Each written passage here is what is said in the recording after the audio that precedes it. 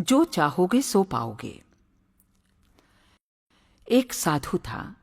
वो रोज घाट के किनारे बैठकर चिल्लाया करता, जो चाहोगे सो पाओगे, जो चाहोगे सो पाओगे। बहुत से लोग वहां से गुजरते, पर कोई भी उसकी बात पर ध्यान नहीं देता और सब उसे एक पागल आदमी समझते थे। एक दिन एक युवक वहां से गुजरा और उसने उस साधु की आवाज सुनी, जो चाहोगे सो पाओगे, जो चाहोगे सो पाओगे। और आवाज सुनते ही उसके पास चला गया। उसने साधु से पूछा, महाराज, आप बोल रहे थे कि जो चाहोगे सो पाओगे, तो क्या आप मुझको भी वो दे सकते हो जो मैं चाहता हूं? साधु उसकी बात सुनकर बोला, हाँ बेटा, तुम जो कुछ भी चाहते हो मैं उसे जरूर दूंगा, बस तुम्हें मेरी बात माननी होगी। लेकिन पहले ये तो बताओ कि तुम्हें आखिर चाहिए क्या? युवक बोला, मेरी एक ही ख्वाहिश है, मैं हीरों का बहुत बड़ा व्यापारी बनना चाहता हूं। साधु बोला, कोई बात नहीं, मैं तुम्हें एक हीरा और एक मोती देता हूं।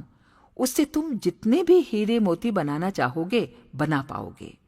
और ऐसा कहते हुए साधु ने अपना हाथ आदमी की हथेली पर रखते हुए कहा, पुत्र, मैं तुम्हें दुनिया का सबसे अनमोल हीरा दे रहा हूं। लोग इसे समय कहते हैं। इसे तेजी से अपनी मुट्ठी में पकड़ लो और इसे कभी मत गंवाना। तुम इससे जितने चाहो उतने हीरे बना सकते हो। युवक अभी कुछ सोच ही रहा था कि साधु उसकी दूसरी हथेली पकड़ते हुए बोला, पुत्र, इसे पकड़ो, ये दुनिया का सबसे कीमती मोती है। लोग इसे धैर्य कहते हैं। जब कभी समय देने के बावजूद परिणाम न मिले तो इस कीमती मोती को धारण कर लेना। याद रखना, जिसके पास ये मोती है वो दुनिया में कुछ भी प्राप्त कर सकता है। युवक गंभीरता से साधु की बातों पर विचार करता है और निश्चय करता है कि आज से वो कभी भी अपना समय बर्बाद नहीं करेगा और हमेशा धैर्य से काम लेगा। और ऐसा सोचकर वो हीरों के एक बहुत बड़े व्यापारी के यहाँ काम शुरू कर देता है और अपनी मेहनत और अपनी ईमानदारी के बल पर एक दिन खुद भी हीरों का बहुत बड़ा व्यापारी बनता है।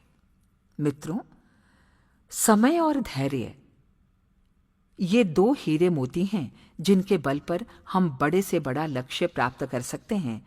अतः जरूरी है कि हम अपने कीमती समय को बर्बाद न करें और अपनी मंजिल तक पहुंचने के लिए धैर्य से काम लें।